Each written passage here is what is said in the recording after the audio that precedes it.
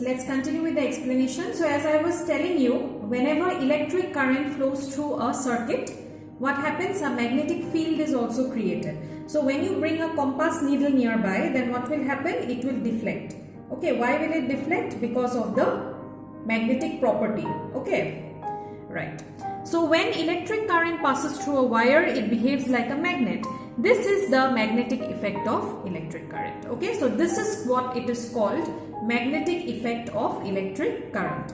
So now we come to another topic, that is electromagnet. Okay, now another activity, you have 14.6, that is not needed. You go through the activity, but it is not needed for your exam. So the coil in the electromagnet behaves like a magnet when current flows through it. Okay, when the electric current is switched off, the coil generally loses its magnetism. Such coils are called electromagnets. So I will show you what electromagnets are. Yes. So this is the how electromagnet is made. So this is a simple iron nail. Okay, you can take any iron nail, but make sure that it is not rusted. Okay, you take a new one, because if it is rusted, then it will not show its property. It has to be a new iron nail. Okay, so you take a new iron nail. You can make this at home if you want. Then you take simple copper wire. Okay, so if school was there, then I could have asked you to make in school, because this we actually ask the students to make in the school. Now since the school is not there, so you can try it out at home if you want. Okay, right. So now you take any copper wire and you just wind it over. Can you see how it is winded? Okay, so just wind it over the iron nail. One end of the wire you tie it to a battery. This is a battery. This is a single one is called a cell. As I told you, collection of cells is called battery. Now this is a battery. Take any battery and just tie the copper wire to the battery. Okay, and the other end of the wire you tie it to a switch. Now what switch will you get? You can take a safety pin. Okay, just to one end of the safety pin you tie the wire, and from another end of the safety pin to the another end of the battery you tie another wire. Okay, so this is the coil of insulated wire. This is an iron nail. Insulated, it may be insulated, it may not be insulated. Okay, insulated means those wires which have coverings. Okay, like red, blue, green that you get in the market. Okay, the wires ones that has covering, that is insulated. But if you do not want, you can take simple copper wire also. That's also okay. Now suppose this is the safety pin. Okay, safety pin you can use as a switch. So when you put the safety pin little bit up and there is a gap in the circuit, nothing is going to happen, because no current will flow because of the gap. Now suppose you put the safety pin in its original position, there is no gap in the circuit, then current will flow from the battery. It will start flowing from the battery. It will flow through the whole iron nail. That means it will flow through the copper wire, and there will be a electric circuit like this where current is flowing. Now surprisingly, when current is flowing, this particular iron nail will now behave as a temporary magnet. Okay, temporary, not permanent. So temporary magnet, why? Because once there is a gap in the switch here, current stops flowing, it will lose its magnetic property. Okay, that is why I have said temporary magnet, because once there is a gap in the circuit, it will lose its magnetic property. So you can try this at home. Suppose there is no gap, what you can do, current will flow. Okay, so once the current will flow, you take any magnetic material. It can be any safety pin or awl pin. Okay, any metallic object. You take any metallic object, put it near the iron nail. You will see all the pins will get attracted to the iron nail. Surprisingly, all the pins, they will stick to the iron nail. Okay, because now when the current is flowing, the iron nail behaves as a magnet.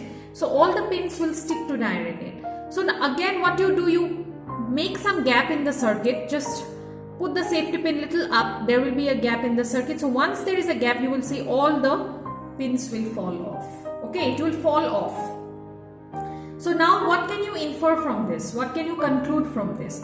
We can conclude that electromagnet actually behaves as a temporary magnet.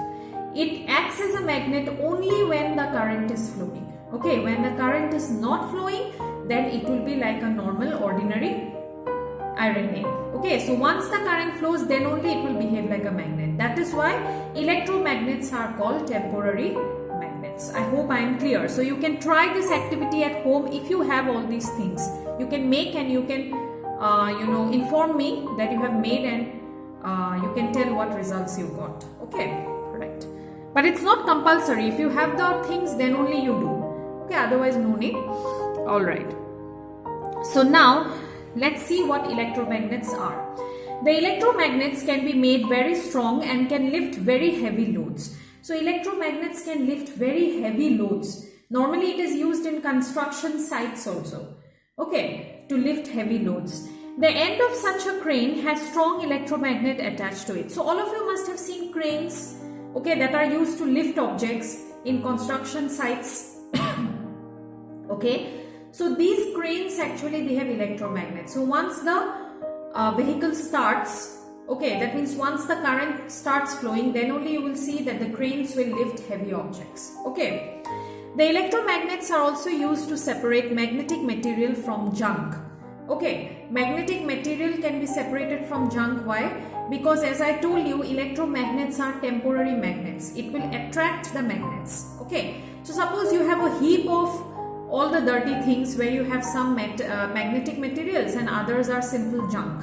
Then all the magnetic materials can be attracted by the electromagnet and can be separated, okay, from the junk.